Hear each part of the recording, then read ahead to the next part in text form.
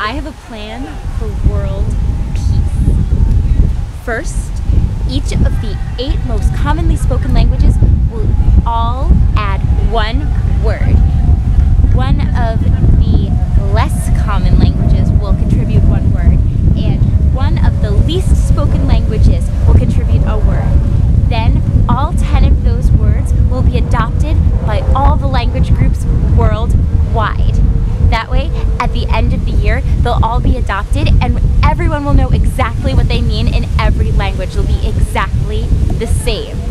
Every year, we'll add 10 more words, and in 10 years, that's 100 words that mean the same thing in every language. So soon, we'll all be able to communicate with each other no matter where we're from. Okay? Everybody, billions of people across the globe, will be able to communicate. Maybe they'll even learn to listen, to understand. Global warming, the melting of the ice caps, nuclear war, weapons of mass destruction, overgrown chest hair. What are we gonna do about it?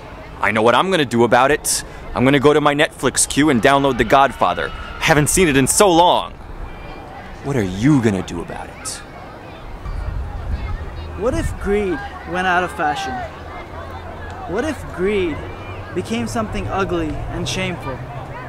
If that happens, then all the rich people and rich corporations would have to give up their wealth. They would have to make hospitals, schools, roads, and whatnot for the poor. Yeah, let's make greed a dirty word. I've got the solution to war and oppression. Everyone should become Irish. We could all even get Irish citizenship. Here's why. For centuries, when any traveler set out on a journey in Ireland, they set out on foot and they didn't get home by nightfall, and you can bet they were all traveling on foot. Well, when nighttime came, they would knock on the door of a cottage of a stranger, and they had to let them in. They gave them a hot meal, a bed, and in the morning, they gave them breakfast and sent them off on their way, even if it meant they went without a meal themselves. That was the law in Ireland for centuries, and they still practice a good deal of that generosity today. So, if everybody became Irish and went back to the old ways, no one would be kicked out or ostracized for being a stranger looking for work and a chance to live. Everyone would have work, a chance to live, and we'd all get along well. So, everyone should become Irish. You know why some Arab women wear the veil, don't you? It's because we have a genetic predisposition to allergies. Terrible, terrible allergies. We react to dust and dander and pollen. You know, dander are those little hairs that animals shed. We react to goat hair and horse hair and camels. My goodness, they're the worst. They make us sneeze and cough and have a runny nose. So, we protect our hair with the scarf and our airways with the veil. And that way, when we go to sleep at night, we're not bringing the allergens to our pillows, where they make us sneeze and cough and have a runny nose. We wake up our husbands, and they need their rest. I'm arranged to be married. And I don't have a problem with arranged marriages. You see, it's okay. I mean, if my wife wants to sleep all day on the weekends and leave the clothes for me, hey, I got no problem with that. If she doesn't like to cook, that's alright, I can cook. You know, if she can't decorate the house real nice, that's okay, you know. My aunt, she's an artist. But I remember when I was a little boy, I used to never want to pick up my clothes, put things away. I never wanted to eat curried goat, even though I knew it was a family tradition. I never did anything I was supposed to do. But my mother would always know best. Wait. What if my mother picked somebody like her for me to marry? You know what I hate? Prejudiced people. In fact, I think there's a gene for prejudice, so this is what I'm gonna do. I'm gonna apply for a research grant. I'm gonna find that gene. I'm gonna eradicate it. Okay? That's right. I'm gonna eliminate prejudice. I'm gonna make sure that they're not even gonna be born. All right, so you want to know the origin of the belly dance. It started like centuries ago in Egypt when the women would get pregnant and they were going to stretch out their bellies and get these ugly stretch marks, whatever. So they wanted to get back to that flat tummy that is so becoming to a woman. So they created these exercises that strengthen the muscles, the horizontal muscles here and the rest of their abdominal muscles. And so, the belly dance. The holy sites of Jerusalem are situated in a land rift by conflict over trade.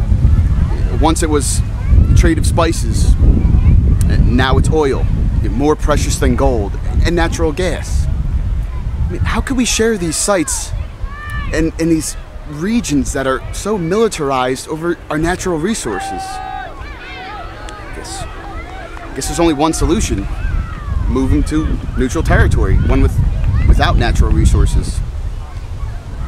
Like Switzerland. Switzerland's pretty neutral and very little natural resources.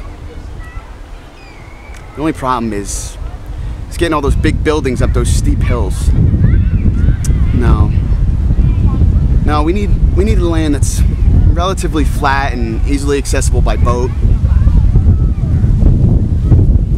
I got it. Jamaica. Yes, man, Jamaica. Easily accessible by boat, and the people there love tourists. Perfect. Come to Jamaica and feel alright. You know what the world really needs? A good book editor. One who can speak Arabic and Hebrew and Latin and Sanskrit and Mandarin. See, we have all these sacred texts in all these different languages from all these holy men. Didn't ever women contribute to those books? Anyway, if we had a really good book editor, or maybe an editorial committee, they could take the best portion from all the holy books and merge it into one people's book of prayer.